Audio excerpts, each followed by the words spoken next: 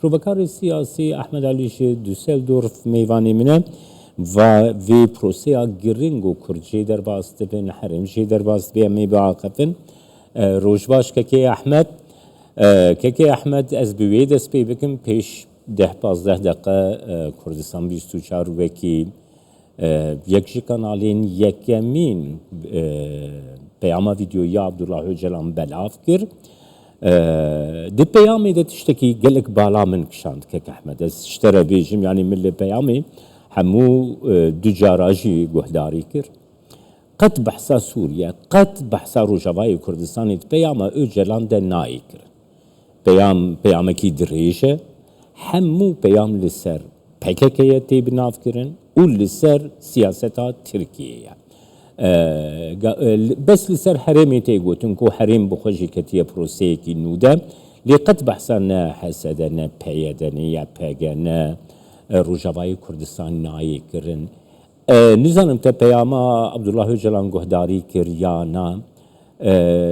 Li Rojavayê Kurdistanê bahweriyata kargeriyeke vê peyamê dibe kekê Ahmed. سلام ورز اشترك جمال همه گهدارا و بینراره کردستان 24 بله من گهدار کر حبا کی دنگ جی کم بو براسی آنا جی دنگ کم تیمه لی وک مفهم کر طبی او داخیالنیا برز اوجلان جبو دانینا چک پارتیا کارکر کردستان و پروسا آشتی بريف دهر و ت اصنگیل پیشاوی در نکه الباکوری کردستان هفت شکی بالکش بو باش بو و نجدر وی سینور باکوری کردستان و تایبت دسته که ده او لیست که سیاسی دندره پارلمان ترکی ده و دخواستن گو اوه پروسه کار بینن جبو تشتکی گون برچعب و سر عرده هی او جی هیزن حسده و اداره اوه و او تشتکی گو بساتی بگن قربانا اوه پروسه لی یعنی دوه داخیانی ده تی دیرکت داخوازی برز اوجران به هیزه نهات يعني زمان وأبجي نشانه که باشه و روجاوای کردستان و هیزن حسده اوه گو بسر اخوا سیاست الگور شرط و مرجع گو تید دجی روجاوای کردستان و تسولی کشیده بله که احمد هر وها دخوازم وی یعنی گریدای وی پروسیا کل باکور بری و دیچه و هر وها روجاوای کردستان وکی کوت دیار کری نها PKK'جی عبدالله Öcalan'جی او کسی گول در دورا عبدالله Öcalan'جی بوند وی پیاما ویدیویی ده گو همو گرتیین PKK'ی گول گرعوا امرالنا لگل عبدالله Öcalan پیاما گو هاتی را گهاندن ده بحثا سیاستا ترکیه و بحثا سیاستا PKK گریدایی سیاستا ترکیه یا بسالان و یا ایروشی تیکرن بگومان حسد جی راستیه کی دن آپرسا کرد لروجاوای کردستانیه لگور راستی و پرسین بروجاوای کردستانی و گریدایه و حسد آلیه کی ناسکری حقوقی سیاسی لروجاوای کردستانی و سوريا قالوا افراستيا كل سوريا هي حبونا حسدا حروها حبونا يكريزيا كرد بروسيا ايرودا كونها حفدي تنشي الشامي دي بريفه بچن كارگريا ويچيه كي احمد يكريزيا كرد شاندا كرديا گوهاتيه دروست کرن شاندا يكريز هروها حبونا حسدا جي و يعني بلاتفورمي ويرو شجر تجمره بنرقينا بله وكون زانن برسا كرد برسا هي آلوز ده سوري ده جبر نقبول كرنا بشه مزن جملت سوري جو كردو كردستانية تيره و جو كردستانية روجاواره و ملت كرد السوري اللي يعني خباتا كردا جور جور بحر دو رنگی خوا د 26 نیسان ده گیان هب جبو گو بهس و پرسه بین زمان و تکنولوژیا سوری ده گو سوری مجبور ببن رونن بکرداره و که و پرسا کردی ده سوری ده چاوا چارا سر بکن گلکی باش بو او کنفرانس يكبونا ريزا كرد ويكبونا يعني بيجن قوتنا كردا بحبرة تشيكرن درسكرن وبهس وهرن شامي بندي ويبون يعني او هبديتن شيببن دبن اشرافا هفكاريا نابلتوي بسرسري امريكا وفرنسا انا طبعا توم باراك شوى بس بيقولوا خبر مديدكو او وجنرال مظلوم عبدي وبشارع عرب باشراف وان ويروني كيكي احمد دفي بروسيدة تشتغل لك جرينج رود دي كيكي احمد روشة كيكي جرينج رود دي كيكي احمد دفي سرداني ده كو توم باراك نونري دونالد ترامب باليوزي امريكا لتركيا اللي حروها بربرسي دوسيا سوريا ولبناني جي توم باراك نهار روشا سوريا دي روشا بيدا بيگومان دي ريزايا كم داتي كوتوم باراك بيبه مجوله باورد كن دفان روشنگلك نزيك ده سردانا حريما كردستان جيت كي لي اوجي دفان هفديتين عده دي بشتار ببه ديالوغا شام و كرد هروها نونري فرنسا كيكي احمد جرينجي آوه گر تشمره بنرخينه كيكي احمد بني هلبت امريكا هيزا يكمين دا عالمي ديو او ادارة نظام عالمي دك او بريارة اوي قلكي مهمة حمودة برادو رجلات نابيم تيبت سوريا و ترامب بريخ داي سوري واهتمام داي وتخوازي بو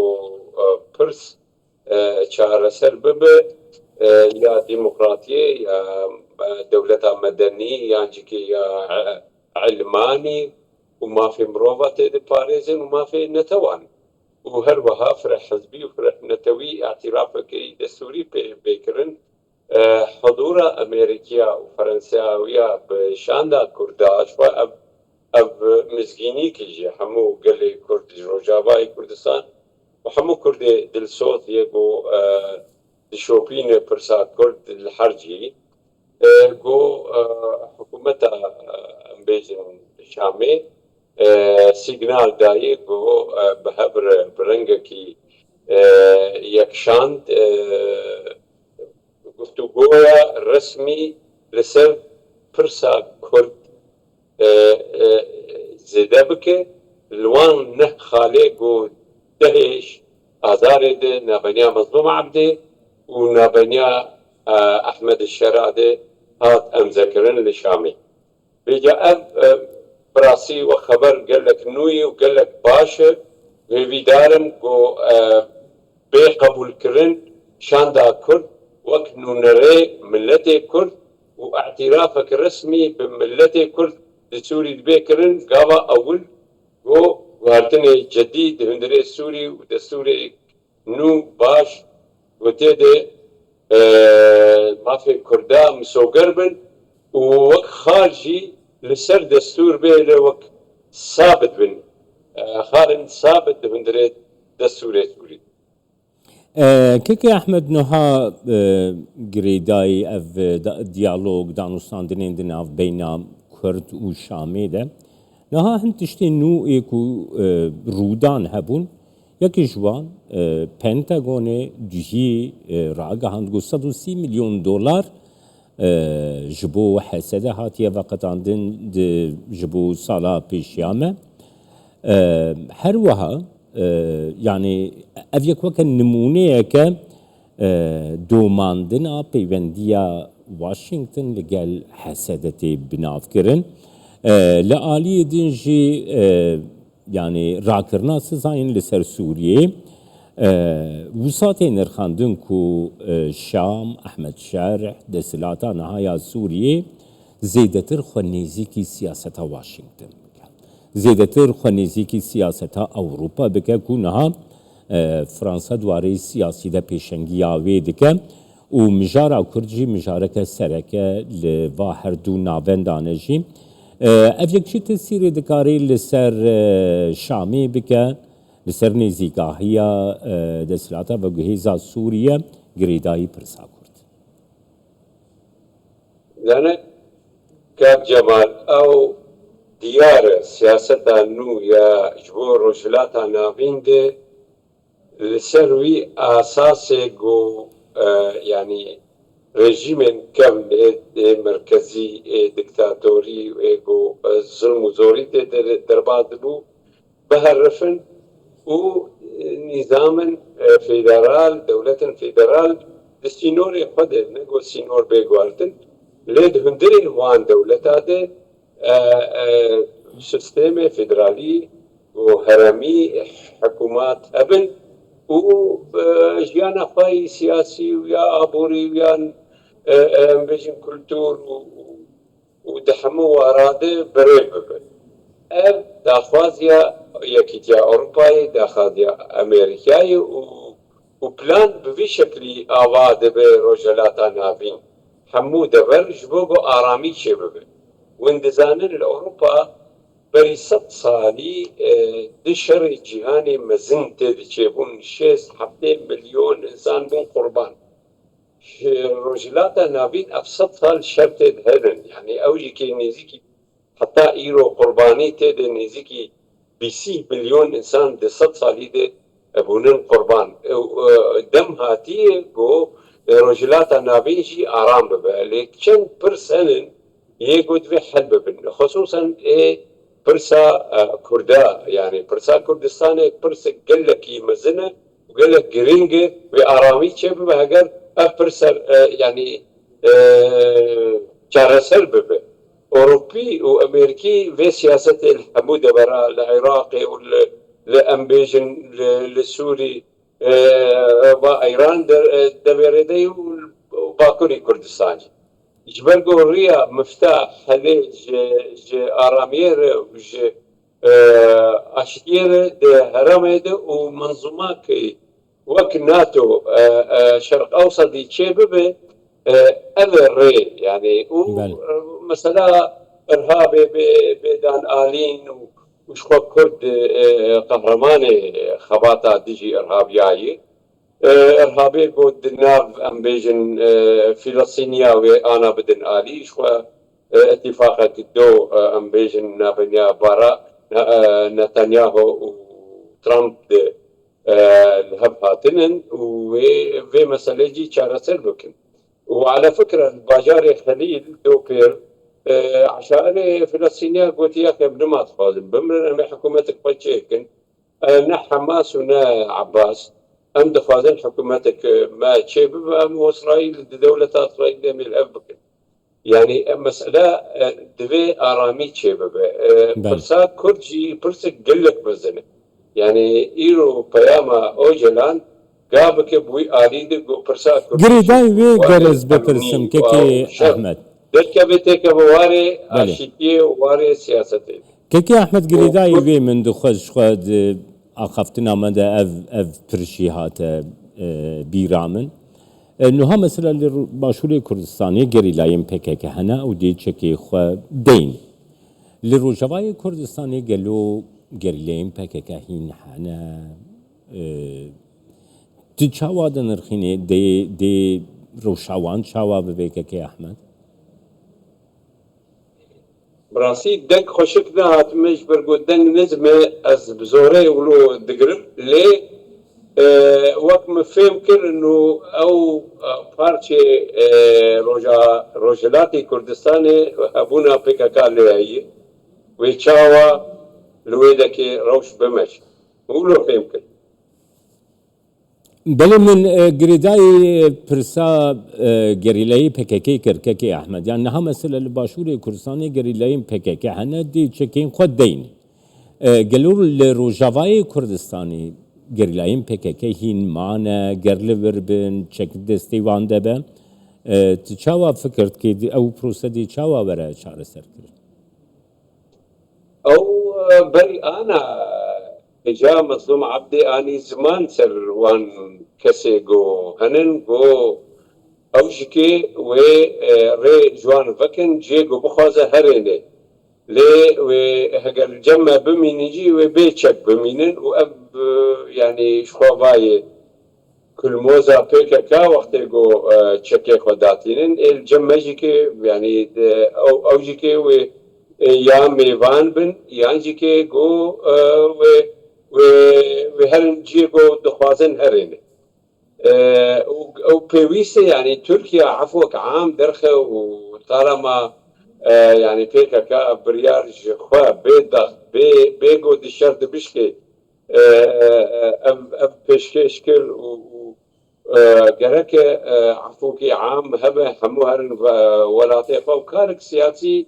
يجبو برسجريكا كورد يجبو برسجريكا كي يقلك يمزنه لتركي ده بله